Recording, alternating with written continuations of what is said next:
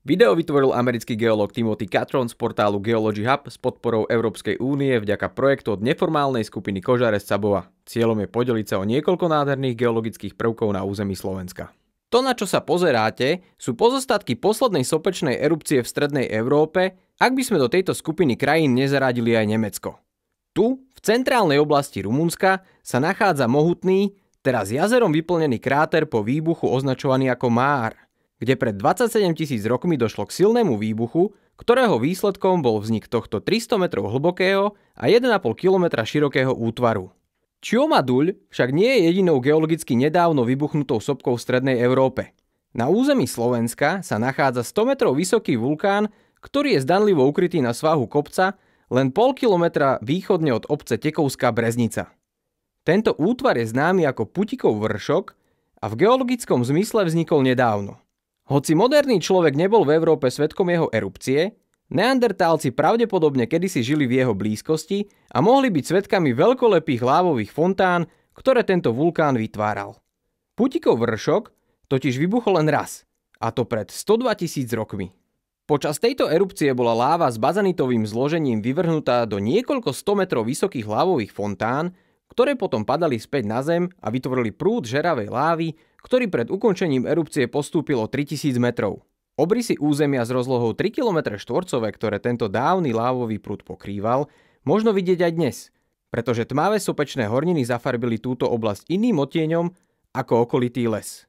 Pri takomto mladom sopečnom výleve sa možno pýtate, či je šanca, že Slovensko bude ešte za môjho života dejiskom ďalšej sopečnej erupcie. Na to odpovedám, že teoreticky je to možné, ale reálne je to málo pravdepodobné, pretože šanca na takýto jav je absolútne nízka a len tesne sa pohybuje nad nulou. Počas posledných 3,5 milióna rokov bolo Slovensko dejiskom 15 sopečných erupcií, pričom jedna erupcia sa vyskytne v priemere každých 230 000 rokov.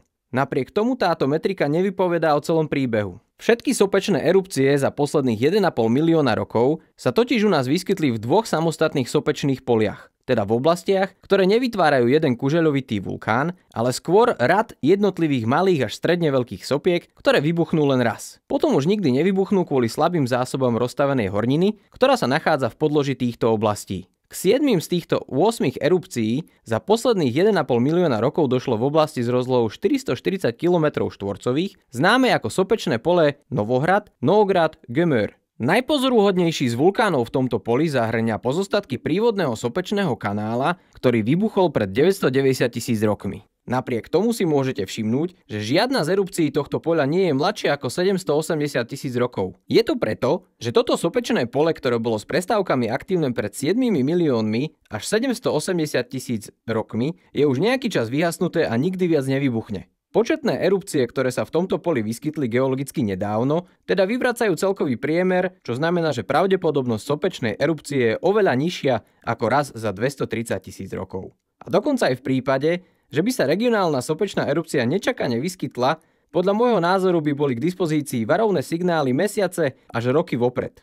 Takže jedinou oblasťou, ktorá by teoreticky mohla v budúcnosti vyvolať sopečnú erupciu, je oblasť s rozlohou 830 km štvorcových, ktorá z veľkej časti zahŕňa zvyšky dávno vyhasnutého supervulkánu Štiavnica. Táto oblasť je známa ako stredoslovenská vulkanická oblasť, kde vývery bazaltového až bazanitového zloženia využili oslabené miesta v zemskej kôre. Predovšetkým sa jedná o zlomové línie, ktoré predstavujú cesty najmenšieho odporu na ceste k povrchu. K vytvoreniu kužeľa Putikov vršok došlo pravdepodobne počas krátkej dvojtýždňovej erupcie, pri ktorej bolo vyvrhnuté len menšie množstvo popola prostredníctvom prerušovaných strombolských výbuchov, ktoré vyvrhli lávové bomby v okruhu niekoľkých stoviek metrov. Postupujúce lávové prúdy mali bazanitové zloženie a boli pomerne riedke, čo nakoniec spôsobilo odklonenie časti rieky Hron ďalej na sever. Ak by ste tento vyhasnutý sopečný kužeľ navštívili dnes, lávové horniny, ktoré by ste mohli nájsť, by vyzerali ako tie, ktoré vidíte na tejto fotografii.